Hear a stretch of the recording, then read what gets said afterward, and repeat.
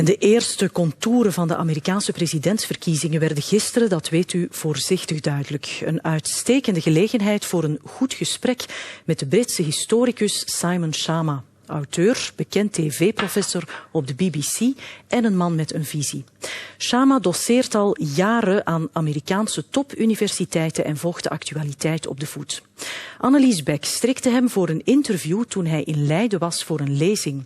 Ze vroeg hem wat er volgens hem op het spel staat bij de verkiezingen in de Verenigde Staten. Professor Schama, nice to meet you. Annelies Beck. Let's have some breakfast. Simon Schama, Englishman in New York, historicus tussen twee continenten, beide op een keerpunt in hun geschiedenis. When anything goes profoundly wrong in Europe, there's some sort of unseemly glee that the American way is better, and they treat Europeans like children who've been given too much candy and sweets in the form of the welfare state, and are now, in some Dickensian way, being punished for it. Oh, that's very nice. So there's that sort of ugly, kind of slightly ignorant sense of satisfaction going on in some parts of America, plus a sense of understandable kind of anxiety about, why is this a problem for us? But it probably is. And it's out of our control. Yeah, exactly. Amerika maakt zich zorgen een jaar voor de presidentsverkiezingen. De economische crisis doet de mensen pijn en snelle en simpele oplossingen zijn er niet.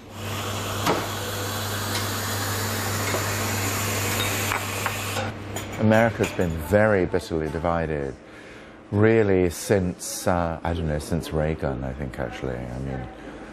Into two different visions of how the American economy works, whether it's fine to have growing inequalities of income, have dramatic inequalities of income.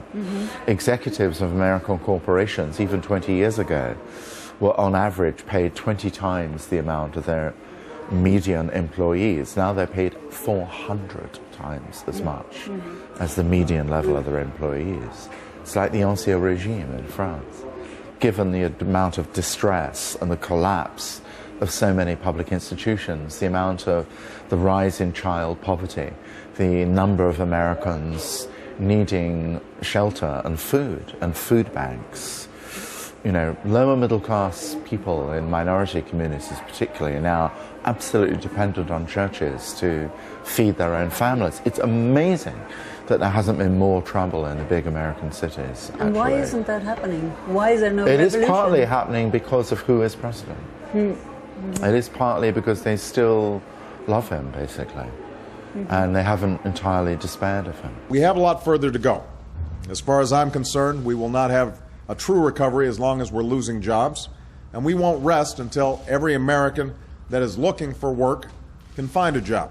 So it will be about the role of government. That is the one good thing that this kind of vague, hysterical exchange of polemics ought to turn into, a detailed examination of how much government is acceptably American government and how much is not, what can be afforded and what is right to do.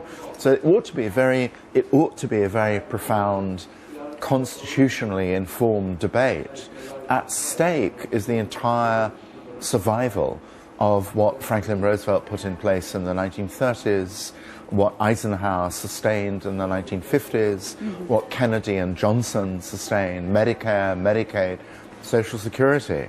Are those genuine American achievements? Or did they, in the Republican view, somehow put America on a path of disguised socialism?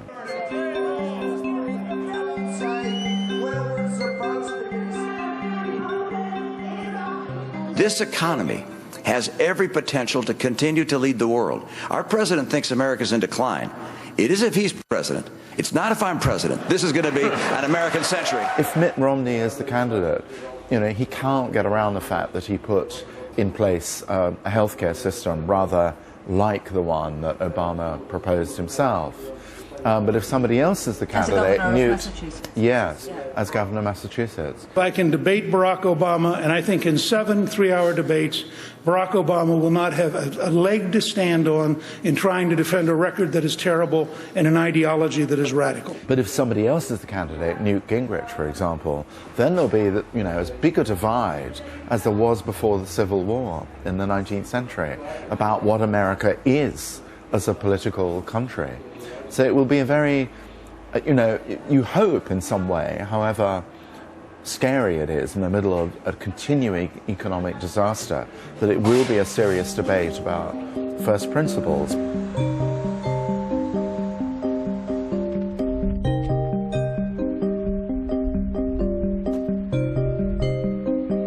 American elections have the habit of deteriorating into glamour competitions and simplifications and mudslinging and all those appalling things. But democracies often behave that way. I mean, as Churchill said, of all political systems, democracy is the worst except for all the rest, which is true.